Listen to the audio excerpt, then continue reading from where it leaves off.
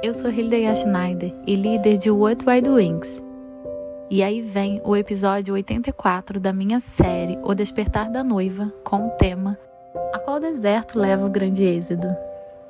A história bíblica não é linear, mas cíclica, ou seja, não podemos entendê-la como se algo estivesse terminado atrás de nós e algo novo aconteça no futuro, mas sim como algo que se repete, ou falando de outra forma, o espírito que está por trás de certos eventos bíblicos opera de novo e de novo. É por isso que na Bíblia diz: o que foi, voltará a ser. O que aconteceu, ocorrerá de novo. O que foi feito, se fará outra vez. Não existe nada novo debaixo do sol. Eclesiastes 1:9. A história bíblica também é profundamente profética devido ao seu caráter cíclico. Sem este entendimento e sem a base da Torá, muitos chegam a declarações completamente falsas, especialmente sobre profecias do fim dos tempos. Como muitas congregações descrevem a Torá como não mais válida para nós, elas também não conhecem este princípio mencionado acima e, portanto, também não têm luz sobre o segundo grande êxodo no fim dos dias. O povo de Yahvé foi conduzido ao deserto pelas asas das águias e será levado novamente ao deserto no fim dos dias, porque o ciclo se repete.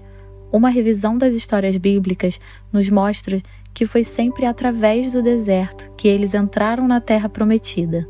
Abraão se muda de Ur, na Mesopotâmia, no Baixo Eufrates, para perto da fronteira sírio-turca de hoje. O povo de Israel também atravessou o deserto até a Terra Prometida, e a Terra Prometida é um componente firme da aliança. O seu povo deixará o sistema babilônico, o que já está acontecendo até certo ponto agora, caso você não se curve às diretrizes. Os crentes que não fazem mais parte do sistema serão reunidos pelo Ruach HaKodesh e, como não fazem mais parte do sistema, ou morrerão como mártires, ou serão levados para o segundo grande êxodo e retornarão à Terra Prometida. Já falamos em vários episódios sobre o segundo grande êxodo no fim dos dias, como predito pelo profeta Jeremias 23, 7 e 8. Portanto, vem dias, diz Yahvé, em que não mais se dirá, juro pelo nome de Yahvé, que tirou os israelitas da terra do Egito, mas se dirá, juro em nome de Yahvé, que trouxe os descendentes de Israel da terra do norte e de todas as nações para onde os deportou, e eles viverão na sua própria terra e herança. Veja também o episódio 69, o segundo êxodo, e o episódio 70, nos preparando para o segundo êxodo. Como lemos no profeta Isaías, as duas casas, a casa de Israel e a casa de Judá, serão reunidas de novo de mãos dadas. Ele erguerá uma espécie de bandeira para as nações e reunirá os banidos de Israel de todas as partes. Reunirá o povo disperso de Judá desde os 4 cantos da terra. Isaías 11:12. E grandes bênçãos serão derramadas sobre eles. Ele erguerá uma espécie de bandeira para as nações e reunirá os banidos de Israel de todas as partes. Reunirá o povo disperso de Judá desde os 4 cantos da terra. Ambos se infiltrarão pelas encostas da Filístia, a oeste, juntos saquearão o povo do leste. Edom e Moabe se renderão ao seu domínio, e os amonitas se lhes submeterão. Isaías 11, 13 e 14. A grande questão é, para onde Yahvé levará a casa de Israel e aqueles que foram enxertados, e a casa de Judá, ou seja, os judeus que ainda estão espalhados entre as nações no fim dos dias. O livro de Apocalipse nos diz que eles serão levados para um deserto e não para vários desertos. Então foram entregues à mulher as 2 asas da grande águia, a fim de que pudesse voar até o local que havia sido planejado no deserto, onde seria sustentada pelo período de um tempo, tempos e meio tempo, absolutamente fora do alcance da serpente. Apocalipse 12, 14. Aqui fala claramente sobre deserto, para um lugar. Esta declaração usa a mesma linguagem que foi usada na história do Êxodo. Isto novamente indica a natureza cíclica do evento.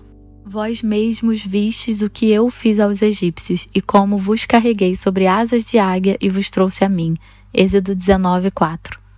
E para onde Yahvé havia levado seu povo até ele? Para o deserto. No 3º mês depois da saída das terras do Egito, naquele dia, os filhos de Israel chegaram ao deserto do Sinai. Após terem saído de Refidim, entraram no deserto do Sinai e o povo de Israel acampou ali, diante do monte Sinai. Êxodo 19, 1, 2. Aqui também fala de um único deserto. E como será no fim dos dias? Por qual deserto seu povo passará? Há muita especulação em torno deste assunto. Há comentaristas que dizem que o remanescente de seu povo seria levado para o deserto das nações. Esses comentaristas querem dizer então que cada nação terá seu próprio deserto, mesmo que as nações não tenham realmente seus próprios desertos. Especula-se que áreas de terra serão destruídas a tal ponto que poderão então ser chamadas de desertos. No entanto, a Bíblia fala claramente que a mulher foge para o deserto. Ela fala apenas de um deserto. Mas a grande questão é onde Yahvé reunirá aqueles que vão para o 2º grande êxodo. Isaías nos dá a resposta. E sucederá naquele grande dia que Yahvé Elohim fará uma debulha geral de espigas, desde as margens do rio, o Eufrates, até o ribeiro do Egito, e vós, ó filhos de Israel, sereis respigados, ajuntados um a um.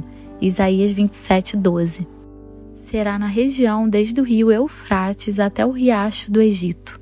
Hoje, o rio Eufrates atravessa os estados da Turquia, Síria e Iraque. A área de captação do Eufrates é de 765.831 km². O verdadeiro Eufrates só começa na confluência de seus 2 rios principais, o Karazu e o Murat, perto de Keban. Os 2 rios nascem nos Montes Tauro, no leste da Turquia. O nível da água do Eufrates é mais baixo em setembro e atinge seu nível mais alto em maio. A frase Rio do Egito aparece em Números 34:5. Rodeará mais este limite de Asmon até o rio do Egito, e as suas saídas serão para o lado do mar. Eis que vos trarei para o deserto das nações pagãs, e ali, face a face, executarei o meu juízo sobre vós, do mesmo modo como julguei vossos pais e antepassados no deserto do Egito. Assim também os julgarei, palavra de Yahvé Elohim. Eis que farei passar sobre os vossos lombos a minha vara de correção. Eu vos disciplinarei e vos farei entrar no vínculo da aliança. Assim, pois, entendereis que eu sou Yahvé Elohim, quando eu vos fizer entrar na terra de Israel, na terra que jurei dar a vossos pais e antepassados. Ezequiel 20, 33, 42. O profeta Ezequiel também fala aqui de um deserto, ou seja, o deserto das nações.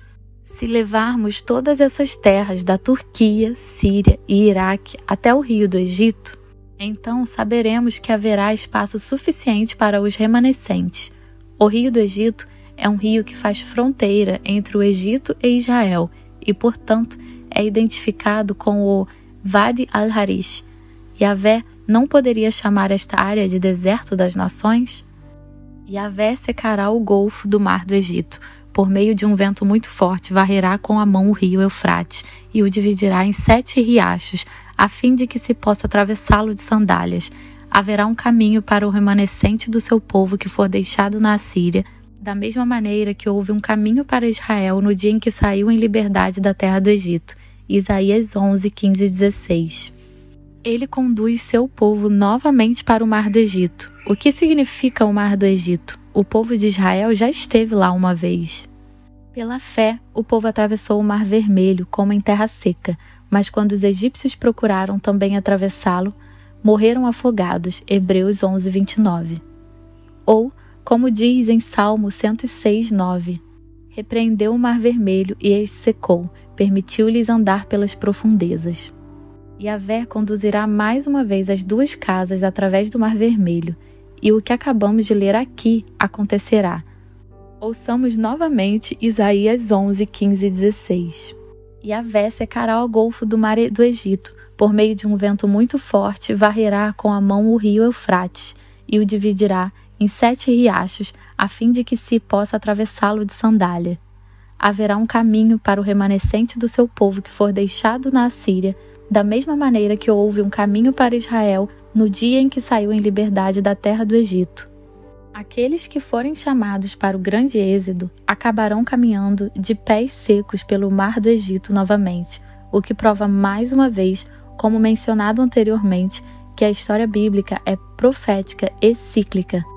E sucederá naquele grande dia que Yahvé Elohim fará uma debulha geral de espigas, desde as margens do rio, o Eufrates, até o ribeiro do Egito. E vós, ó filhos de Israel, sereis respigados, ajuntados, um a um. Isaías 27:12. E o que mais podemos encontrar sobre os exilados sendo reunidos?